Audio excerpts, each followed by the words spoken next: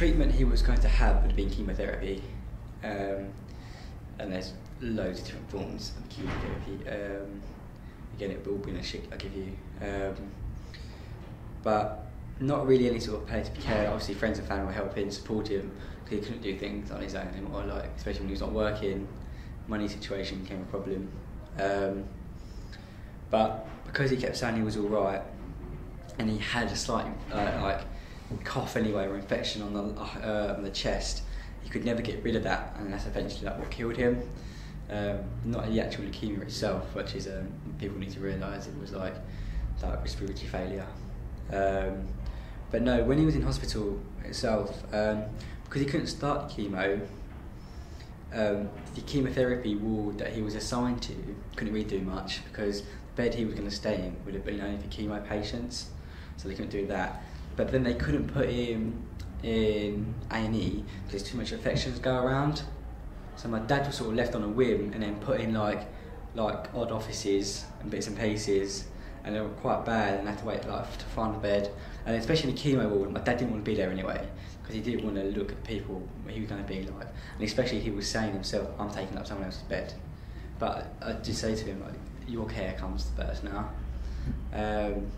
So treatment wise, and then got pushed pillar to post, kept going to different places. And then when my dad was ill at home, the nurse told us to ring this number if you got ill. So we rang this number. Well, he's not starting chemo, so you can't come in to see us. You've got to go to actually an emergency. And this was at like 1 o'clock in the morning as well. So that aside was quite bad.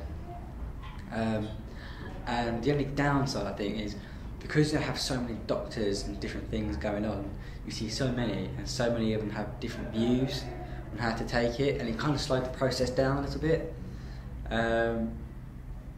So yeah, the care-wise wasn't actually that great until he got moved into this like Chartwell unit, I think it was, where he was in isolation first of all, which was just basically like 2 doors, and then with like a vacuum in between. And then when he got moved into actual proper isolation, was you have to be all gloved up, and then when you go into a pressurised room, so you can't go in until the first door's closed. And yeah, it's really good how it works, but that was too late then, really.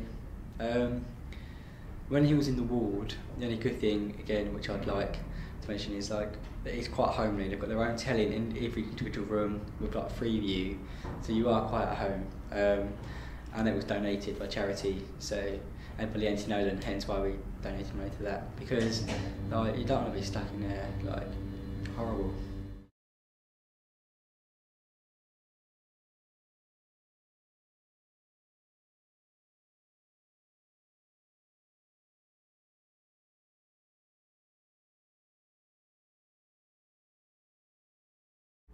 My dad, I think, was quite fortunate. He'd done a lot of things when he was before he had me and my brother. He still wished he'd have done things, as in we never went on holiday abroad together. One, because I couldn't fly, and then because of the situation my dad put himself in when he got divorced, we wasn't able to go away. So he had wished he'd done more with me and my brother. Again, he was still quite a personal man, so he wouldn't let on for anything like this. All he kept going about was he just wanted a fag. He just wanted a fag, and like wanted a can of hostas. So not really such a bucket list in itself. No, he didn't. One of his regrets was he didn't get to go to, like I said to him, we'd go and watch the football and go and see the Formula One. And that was meant to be his like 60th birthday present. They were gutted, like, especially when I get an email through saying that like you can get ready to order your tickets. It's like 2015. You're like, oh man, bit of a gutter. So yeah, gutted that he couldn't get to go with his kids to do that, especially at the right age as well. Because my dad didn't really, well, I know he loved us, but he didn't appreciate us until we was like old enough to drink with him. So yeah, he didn't really have like a bucket list. So can't really much answer on that.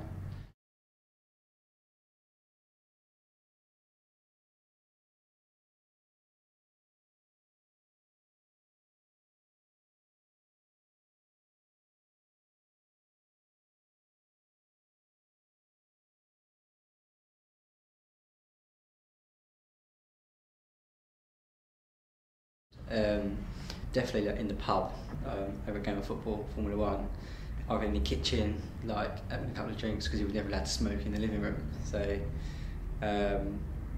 yeah, that is where we'd bond, and especially after, because I lived with him for 3 months. We got really close, and I sort of became his carer because when he was here we couldn't do anything. So I was doing like 60 hours a week working, trying to do my uni work on top of that, and then cooking, cleaning, doing everything for my dad as well.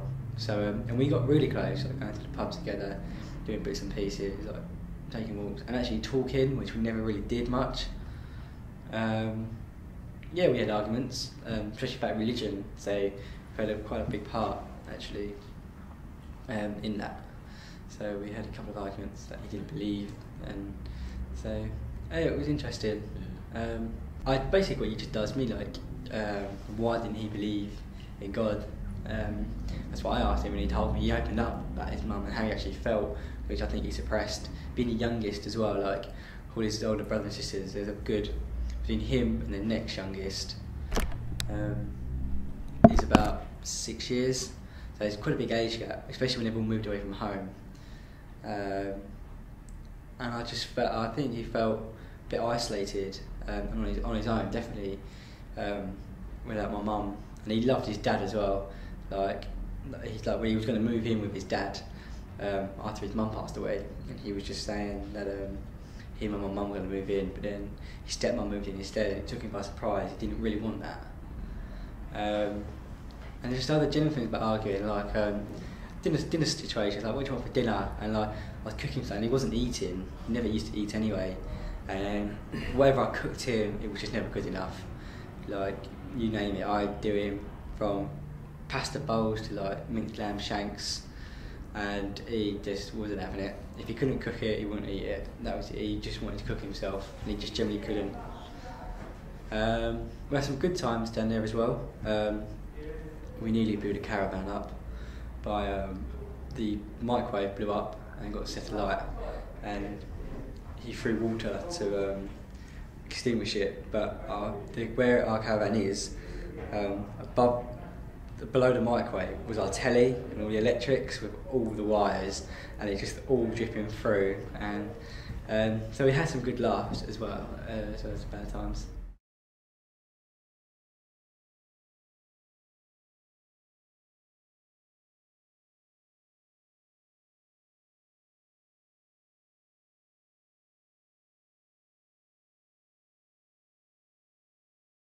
Again, he wasn't really one for talking.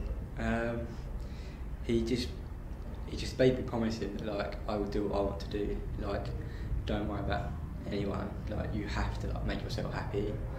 He was like, people are going to get hurt all the time, but I'm a quite happy-go-lucky person anyway, and will try and please everyone. So, unfortunately, sometimes you come to realise a bit later, like, you neglect yourself and you make yourself worse. Like, by promising to go out with everyone means, okay, give you a social life, but say, bad for your liver, I've been out like 6 times this week, that's like, it's not healthy for a start. But like, on the serious side of things, like, when you're doing that, you're not concentrating on yourself, you need time to reflect on yourself. Because I have stopped really going to church at the moment, just because of what's happened with my dad. But when you do go to church, you find that like you have a bit of reflection time. When you're praying on your own, it's time for yourself to reflect on how you're getting on as well, with people, and then you ask for help. Because that's the only place I've asked for help. I wouldn't ask anyone. I would never ask. My dad used to bail me out all the time, actually, with money, casino, gambling, because my dad liked the fruit machines and liked a bit of a flutter. I get it from him, and I could not tell my mum any of this, and my dad would always bail me out. And yeah, so the advice he just really gave me was like, just make sure, like, you got to do what you want to do, see the world. My brother wasn't really a talkative person anyway, so I couldn't really tell you what advice to give you. But what was nice, which got me more upset, was when I could go back to when my dad was crying. When my mum and dad got divorced, obviously they still loved each other, they never got any new partners, and they'd known each other 41 years. So it's a long time to know someone such a best friend. And them two made their peace with each other. They both had their faults, and they both made their peace, which made me so much happier. That like, because my dad, even though he fucked up, still loved my mum. Sorry for swearing. Even though he mucked up, my mum and he made their peace. So that was quite nice. Was that before he was diagnosed, or no? It was like when he was like sort of on his last sort of legs. Probably the weekend. Actually, it was the weekend before he went into intensive care. So that was a very hard-hitting weekend for me. To go and see him like Thursday and Friday, and the Saturday. For him being really ill, crying, and like horrible state to see him in, and then to come back here on a Sunday, and I get a phone call from my mum to say that Dad's actually doing really well today. Like he's eaten something first time in 2 weeks, and then things are looking good, and then to get a phone call first thing at like 8 o'clock in the morning to say like the hospital said you've got to come and see your dad because he's not looking good. He's in intensive care. So yeah, it was pretty pretty hard.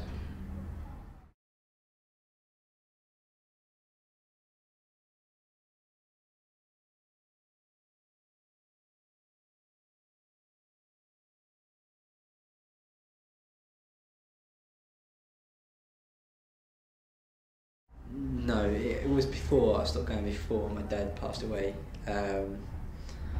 I just sort of felt, especially being at uni, such a busy lifestyle, I didn't really fit in what I wanted to do. I was having doubts anyway, and I just found the circle of, say, Christian friends. Say back, I never really made any here, as such, to go.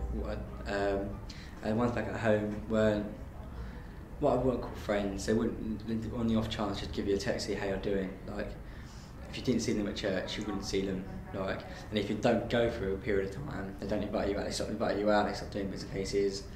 And yeah, so I really struggled like to get back. Okay, I got like the condolence messages when my dad did pass away, but it still didn't really urge me to go back, unfortunately. And it's hard. Like, I don't think I will at the moment either. I'm just not in the right place myself. I still pray. I still have my Christian values. I still make time to pray. But I don't actually go into the church anymore.